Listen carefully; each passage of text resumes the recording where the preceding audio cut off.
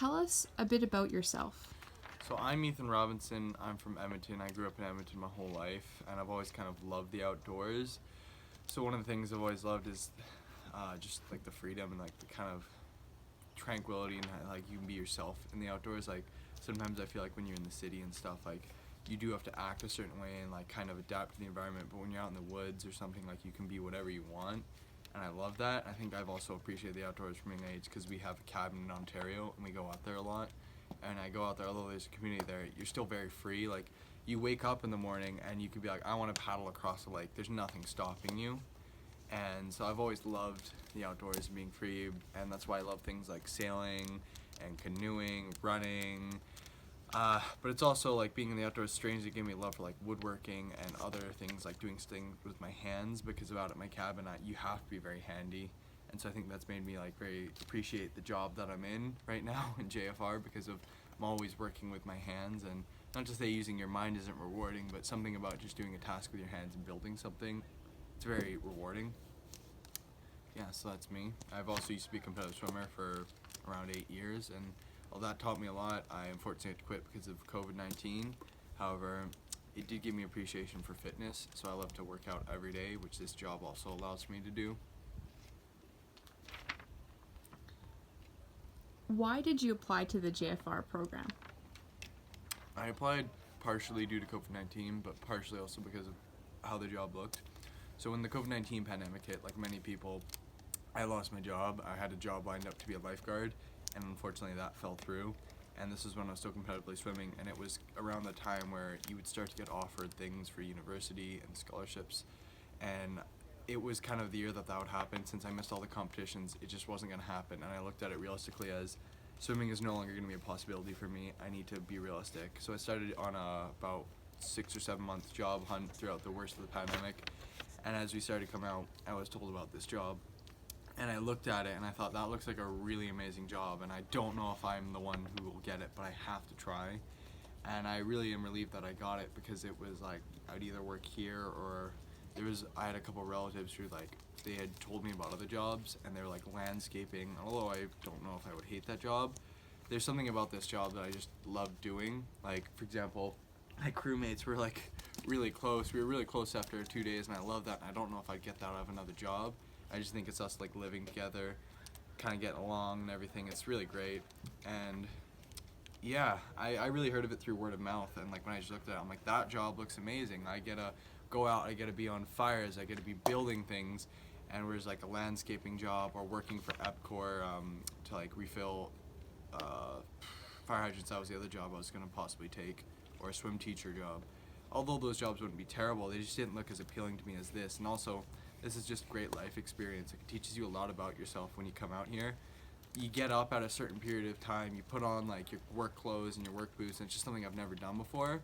But I can feel like it just where you start to change and become very independent, and like you just know what to do. You're like, this needs to go here, that needs to go there, and it's just, I knew that choosing this job would make me better experience in life, and just for work, they're very valuable skills to have, so that's why I wanted to apply.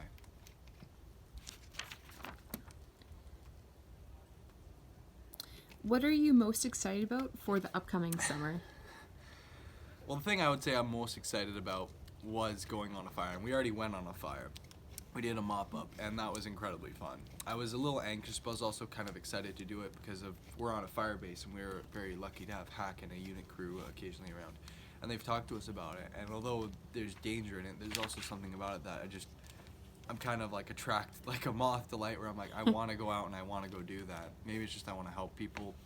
I don't know what it is, but we went out and it was really fun, and I hope we can go again. Like just, yeah, I don't know. There's something about it. I was excited. We've done it, and I want to do another one. I don't know if it's a possibility. Kind of, you don't want another wildfire to happen, but at the same time, I also want to go out and help with the mop-up again. So that was what I was most excited for, and I want to do again. The thing that we haven't done yet that I'm really excited for is probably getting our PAL, so our gun license.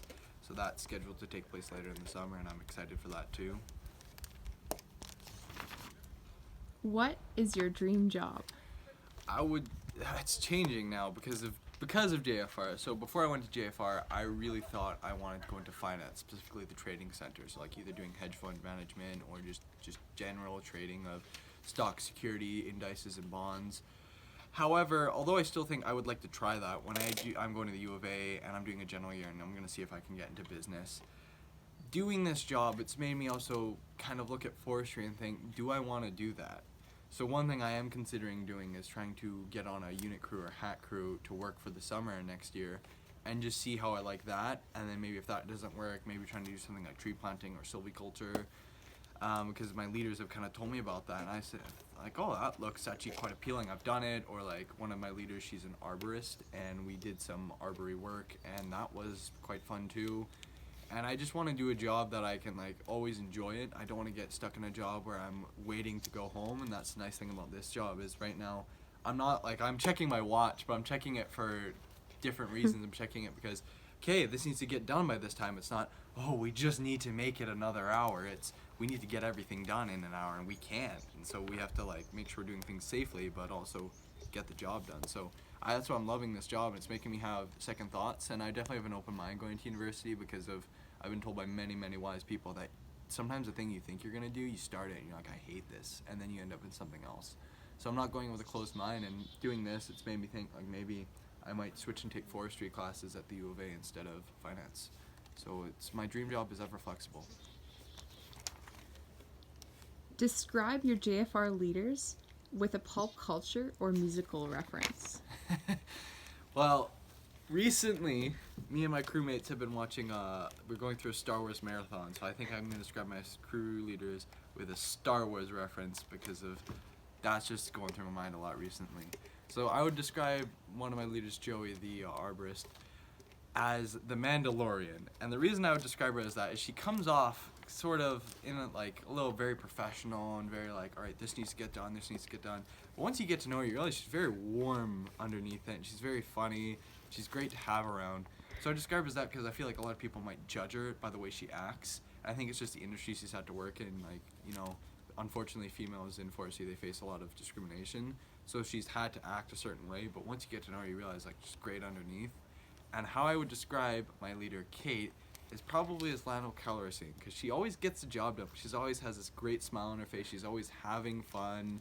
And I love that about it, because like even when we're doing serious things like on the fire, she still like has a great smile on her face. Or when we were tree planting, we unfortunately got put on very tough ground. It was mismanaged, and it was very tough, and we were all suffering. And it was always great to come back to base camp and see like Kate with this massive smile on her face, and that just kind of reminds me of Lionel Kellerstein. She's always having fun, even in like bad conditions. But it's not that like she's not getting work done. She's working tirelessly. Like, we have had so many things fall through, and I really appreciate my leaders for working hard. Like, we have not had a dull summer, but just looking at how much things fell through, I was like, wow, they're working around the clock. So that's how I describe my leaders.